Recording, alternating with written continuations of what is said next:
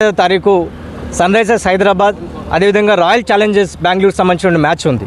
ఈ మ్యాచ్కు సంబంధించినటువంటి ఐపీఎల్ టికెట్లను పేటీఎం అనే సంస్థకు సన్ రైజర్స్ యాజమాన్యం అదేవిధంగా హెచ్సిఏ కూడా అమ్మకానికి పెట్టారు. దాదాపు 36,000 టికెట్లు అరగంట వ్యవధిలోనే అమ్ముడుపోయాయని చెప్పి ఇదే హెచ్సిఏ అదేవిధంగా సన్ రైజర్స్ ఫ్రాంచైజీ ప్రకటించింది. వాస్తవానికి అరగంట వ్యవధిలో 36,000 టికెట్లు అమ్ముడుపోవడం అనేది చాలా విడ్డూరమైన విషయం. దీన్ని గతంలోనే మేము పూర్తిగా దీన్ని విభేదిస్తూ అనేక సందర్భాల్లో కూడా దీన్ని ఎండగట్టినటువంటి విషయం ఉంది.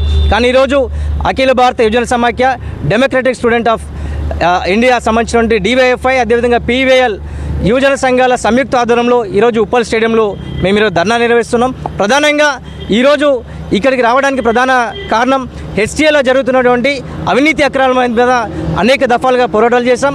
వాటికి సంబంధించి ఈ ఐపీఎల్ సంబంధించినటువంటి ఏదైతే టికెట్ల పారదర్శకతలో ఏదైతే మార్పులు వస్తున్నాయో వాటికి సంబంధించి ఒక నివేదిక ఇవ్వమని చెప్పి మేము హెచ్సిఏ ప్రెసిడెంట్కి ఈరోజు ఒక మెమోరాండం ఇవ్వడానికి వచ్చాం.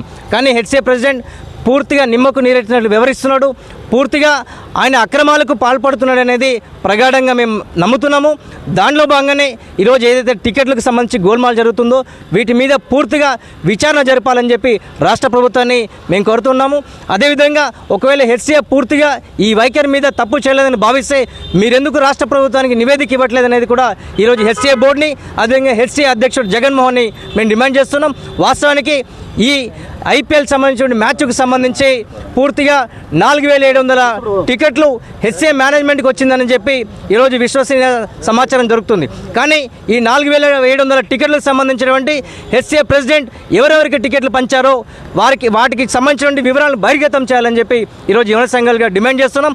తక్షణమే మీరు ఈ విషయాల మీద స్పందించకుంటే 25వ తారీఖు జరిగేటటువంటి మ్యాచ్ని పూర్తిగా అడ్డుకుంటాం. క్రీడాభిమానులతో కనీసం ఇప్పటికీ ఐపీఎల్ వ్యాపారమయమైంది. కనీసం వినోదాన్ని కూడా పంచాల్సినటువంటి ఈ హెచ్సిఏ సన్ రైజర్స్ మేనేజ్మెంట్ కేవలం ధనద్రాహంతోనే పూర్తిగా ఈరోజు సమాజాన్ని క్రీడలను పూర్తిగా వ్యాపారం చేస్తున్నారు. దీన్ని ఖచ్చితంగా యువన సంఘాలకి మేము అడ్డుకుంటాం. ఖచ్చితంగా క్రీడాభిమానులతోని వారితో చర్చించి ఖచ్చితంగా భవిష్యత్ కార్యాచరణ ప్రకటిస్తున్నాం.